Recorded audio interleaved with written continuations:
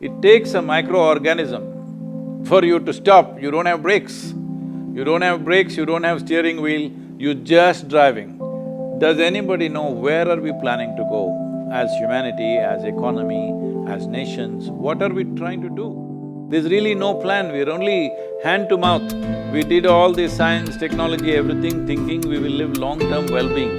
But we are still living hand to mouth. Every day stock market will tell whether we will survive or not survive. It's like a barometer going up and down every day, creating anxiety for thousands of people all over the world.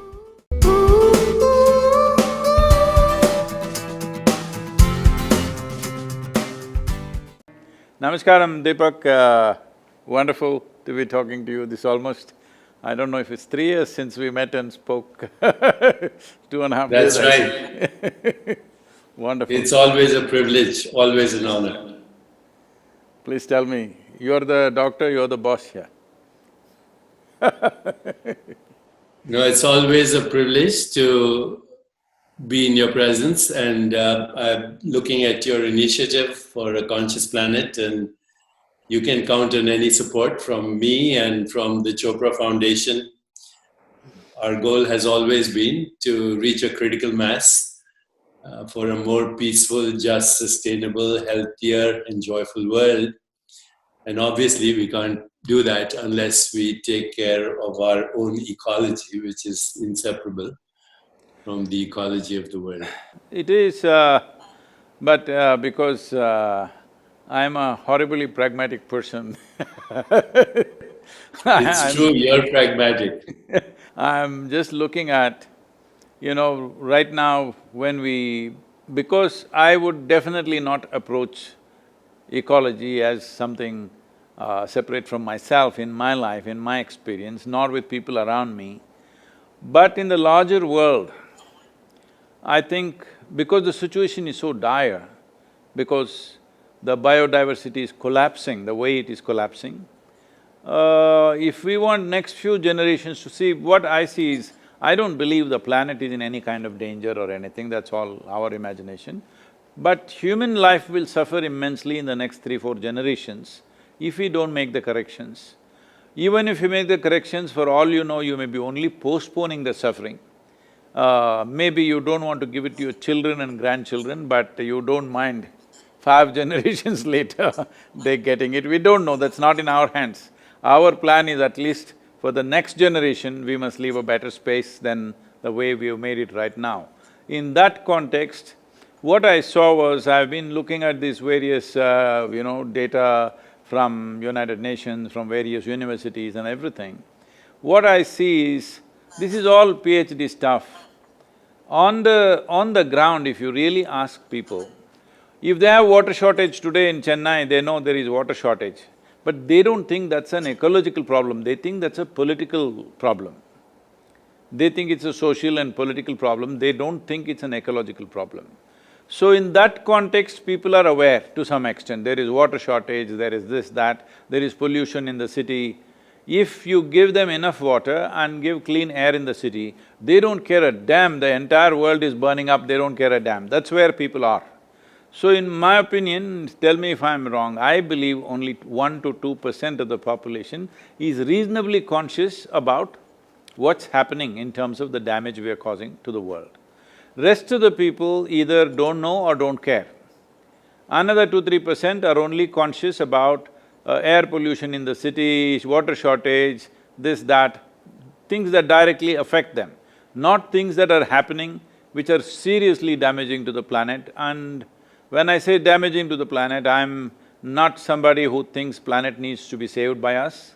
If we just sleep for 25 years, everything will be back to normal, okay? That's all it is.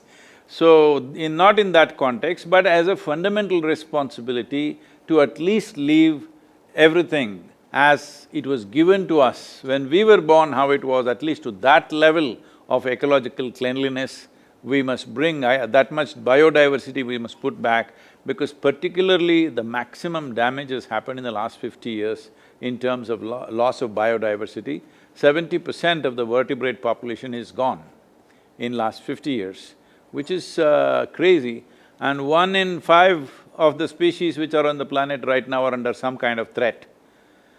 So with all this happening, I thought taking the world in segments of latitudes like equatorial climate, tropical climate, subtropical and temperate like this, all the nations which are in that band of latitude, at least 60% of the population should know what are the 5 things that must happen in our country.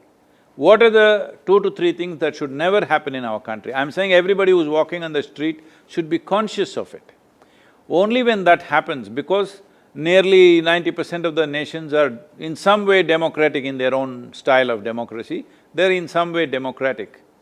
Democratic process means today about 5.26 billion people have franchise, that means they can elect their governments. Among these 5.26, my aim is at least 3 billion people. If you can make them conscious, what are the 5 things that must happen in their nation? If they see anywhere on the street, they must know this is not happening. What are the things that should never happen in their country? They must know this. That means it'll become an election issue. So I am looking at all the top 3 political parties in all the nations in the world. We want to approach them and make sure… See, they will not make ecology the number 1 agenda in their manifestos. In their election manifesto, at least number 2 item must be ecological concern. So only when this happens, budgets will get invested, government machinery will be behind it. Without this, what I do, what you do, what somebody else does, is all patchwork for a massive issue. Because unless it happens globally, ecological regeneration doesn't happen in local bits and pieces, it needs to happen at a much larger scale. That will only happen when governments invest their budgets. No government, democratically elected governments are unwilling or hesitant to invest in ecological concerns, mainly because these kind of things will yield results only in 15 to 20 or 25 years, long-term investment. But their lifetime is only 4 to 6 years. So they are only thinking what they can do within those 4 to 6 years. Nobody is willing to invest in something long-term unless a majority of the population stands strongly behind that and says, this is what we want. If that comes from the people only, it will become part of the policy. Once it is policy, there will be budgets and there will be government machinery. That is when real things happen. Otherwise, organizations and foundations can do as much as they want, but I'm not saying it's useless, it is very, very nominal, it's not really phenomenal. If something phenomenal has to happen, I feel in the next 3 to 4 years, it must come into the policy of every nation. At least if economy is number 1 item, number 2 item must be ecology. Sadhguru, as you said, you're a practical man, you're a pragmatist, and this is the most practical thing I've heard with reference to ecological sustainability. So count my support, count the support of our foundation and our network. We are happy to serve in any way.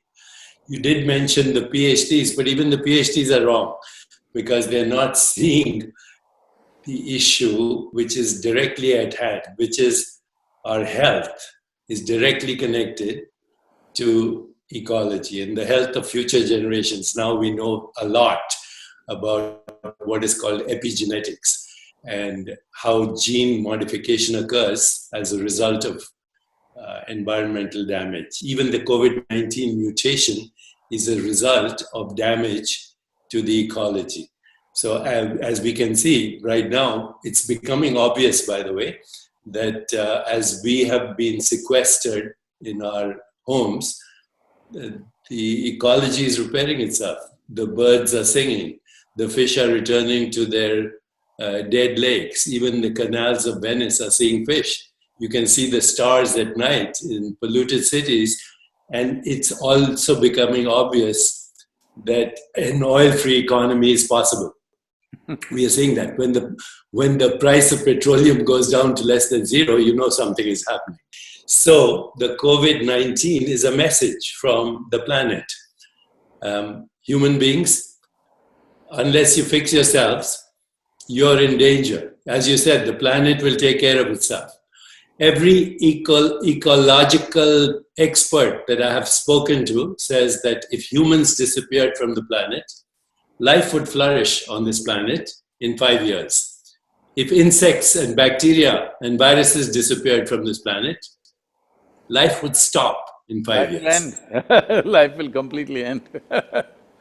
If the worms and So our insects… health, our economy, social unrest, social justice, economic justice, economy, peace, conflict resolution are directly linked to what you're saying. If we don't do it, we are doomed.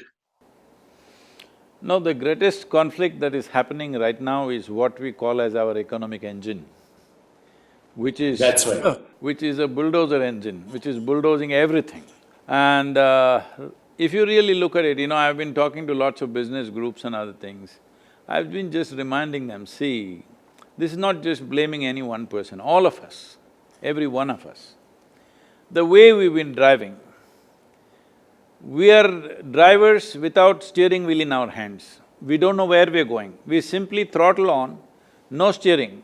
We don't know where we're going, we're just going.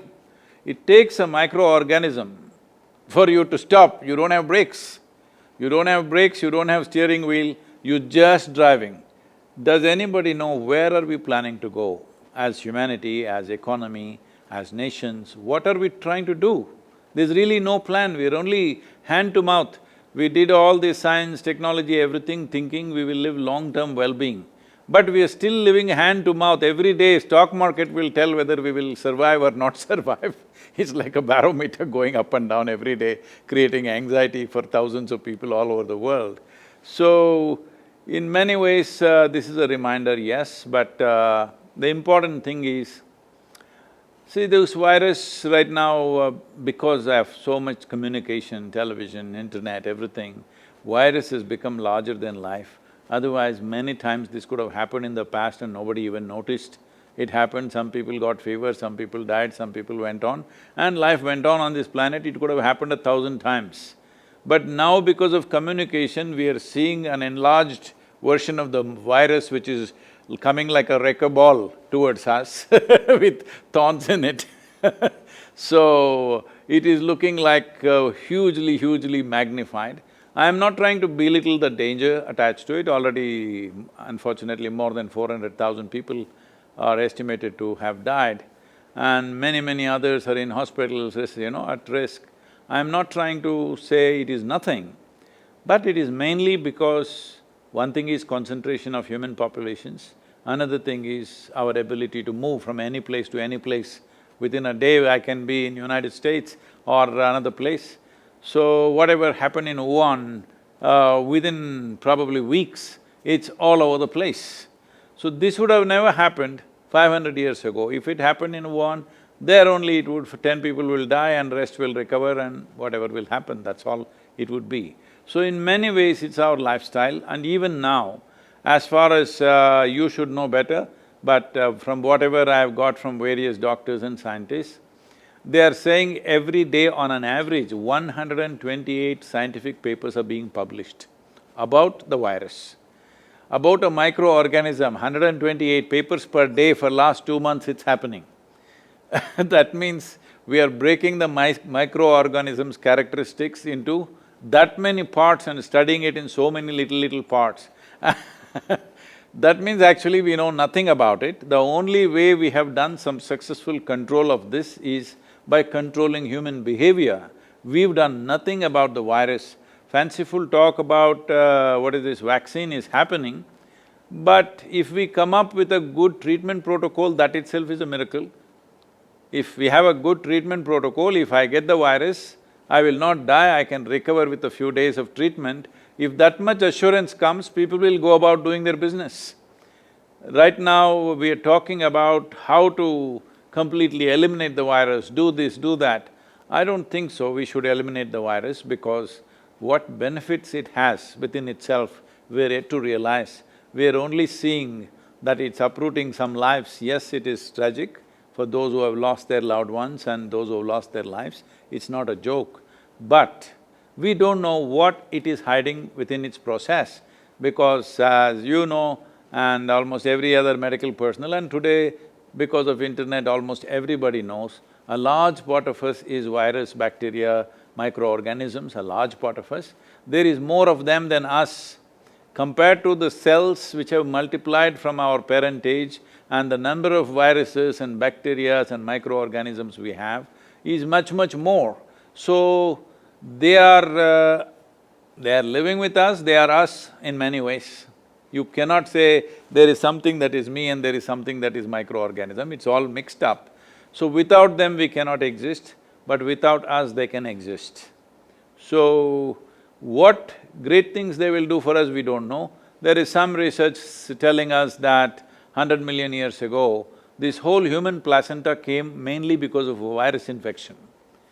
So, it is the virus which gave us this placenta, which gave us the possibility of reproducing successfully, and the mother's womb, what happens, all those complex creation process that happens in our mother's wombs was instigated by a virus.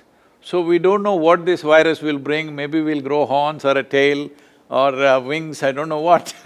Let's see, you must tell me, you're the doctor. Well, our current science, as you said, first of all, you said something very important. The virus is a very small bit of genetic information. That's what it is. It's a very small bit of genetic information which has now devastated everything from economy to health to politics to international relationships, etc. This little bit of genetic information has devastated the world. And you also said some of this alarm may be exaggerated because of the way, we communicate, and it's so easy now to get the information. Some of the television channels in India, the virus is coming like this, like a wrecker ball at you. That's right. That's right. But here's the advantage of this. Just because we can communicate, and we're doing so right now, we actually, through technology, are rewiring the global brain, the planetary brain, through technology. And this communication is very important, and these actions are very important, because without this conversation, we would only be in a panic mode. But with this conversation, we are seeing possible solutions, and you're offering a very practical solution. Here's the important thing to remember when we go for practical solutions is, even as we take the practical solutions, we have to see the direct connection between the genetic information in our body, and again, you used another word, maximum diversity of genetic information. The genetic information in our body, 99% is actually bacterial and microorganisms. 99%, maybe 95%. You're making me feel like a virus, huh? Well, we are, you, Sadhguru, you and I are the awakening of bacterial and virus consciousness. One day, the viruses and bacteria said, let's use this organism, Homo sapiens, as our host, and then we can survive. So we are actually the host for the genetic diversity of the planet. We are the host. If we ruin it, we ruin ourselves, because we depend on this genetic entanglement of genetic information. All life on this planet, not just human life, plant life, animal life, all life. You said in the mother's womb, we were shaped by these microorganisms, but actually as we journeyed out into the world, we absorbed everything. In fact, these days when people do smart obstetricians, when they do cesarean section, they actually take all the secretions of the mother and they put them on the baby's body. They put them in the mouth, in the nose, so that the baby can inhale these microorganisms, can smell it, can swallow it, and be covered by it, because our lungs and our intestine, our entire body depends on them. So is that being done as a standard practice? Say that? Is that being done as a standard medical practice? Among the smart obstetricians, yes. Oh. Right now, they are recognizing that in urban cities, 30% of the microbiome has disappeared. Mm-hmm. So if somebody lives in New York City or Chicago or Delhi, for that matter, 30% of their microbial genetic information has disappeared. and it is disappearing, and this is directly linked to chronic diseases like diabetes, heart disease, hypertension, strokes, indirectly to cancer, autoimmune illness, and propensity to premature aging, and all kinds of human problems. 90% of chronic illness is dysbiosis, which means dysfunctional biodiversity of genetic information in our body. And the people who are getting sick, by the way, the people who are even now, young people who are getting sick, they have what are called acute inflammatory storms in the body. So inflammation goes out of control in the body because they are panicking. They're panicking, they're stressed, they're agitated, they're worried about money, they're worried about their jobs. The death and morbidity, and we have published on this, I'm happy to send you papers, the mortality and morbidity of this virus is directly linked to stress, panic, sympathetic overdrive, and agitated minds. And that's why we need more than just a simple, simplistic vaccine solution, because if we have a vaccine, a year from now there'll be another mutation. The vaccine doesn't do anything. It doesn't look at the problem. Very clearly demonstrated in India that of all the cases we have, over 60% of the cases and over 80% of the deaths are only in 5 cities. There you are. In the villages where we are here, not a single case in all these villages around us. But only in Chennai, Mumbai, Ahmedabad, Delhi and one more city, what? Lucknow? Bangalore? Bangalore not much. Bangalore they've controlled well because of door-to-door management. I think it's obvious now with this that, ecology is the main issue of our times. The air is our breath. The oceans and waters and the rivers are our circulation. The earth is recycling as our body. Even the atoms in our body were forged in the crucible of stars. So, you have a personal body, you have an extended body, they're both yours. The planet is your body. It's recycling as the ecology and the genetic information and the micro diversity of these organisms, and we're not looking at that. We're looking only at vaccine. There is something little more basic than this genetic information. Even pre that is the elemental stuff in the world. So the entire yogic system, the basis of yogic system is called Bhuta Shuddhi. That is taking charge of the 5 elements of air, water, earth, fire and space.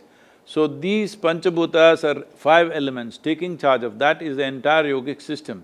It's funny because today I had asked everybody to, our traveling group, which is normally referred to as Ishangas, who go out and teach and spread the thing, they're all here now for last 2 months. So I told them to do sadhana, their morning sadhana outdoors. They were all doing outdoor in front of the Adiyogi statue. But in the last few days, the monsoon winds have picked up, it's very heavy here. Like it'll touch 50 kilometers per hour, sometimes up to 70 kilometers per hour in gusts. And also mildly raining, anytime it will rain. We're very close to the mountains. So today morning I went to see how are they doing their sadhana in this wind and rain, but only a small number were there. I asked, what happened? They said too much wind. So I put them up now that from tomorrow I'm praying to the rain gods that every day morning 5 to 8 it must rain and all of you must be doing your sadhana in the rain. It's very important. This is not a boot camp to harass you or something, because if you distance yourself from the elements, you're gone. You may be alive, but you're gone because life doesn't throb in you, no realization will be possible, because if you want to touch the peaks of your consciousness, everything must be on. Right now, if survival itself becomes a challenge for you, what peaks will you touch? You will not even be interested. When survival is in question, nobody is interested in anything. So it's very important that your survival is not even a concern. If you sit here, everything is going on. If this is happening, then only you will want to explore different dimensions of life. So from tomorrow on, everybody is there in full rain and heavy winds doing I their mean, that's morning beautiful. Surya That's beautiful. After all, that's the meaning of yoga, right? To be in touch with the source of all existence. And you're right, you know, the Panchabhutas precede all genetic information, and that also comes from one undifferentiated consciousness. And if we want to be intimate with that consciousness, then yoga is the only way. Yoga is the only way in all its dimensions. We are doing everything possible, you must also join hands with us to change the image of yoga.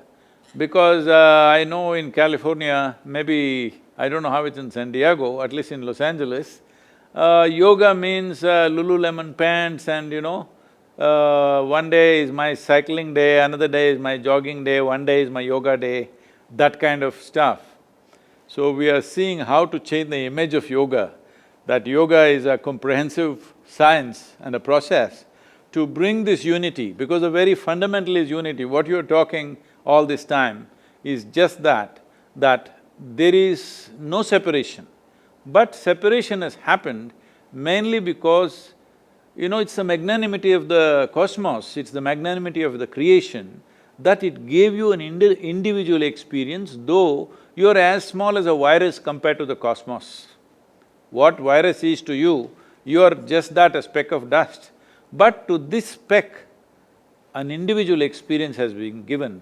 This is not something that you did, it is just the magnanimity of creation that we can sit here and feel like an individual experiencing all these things.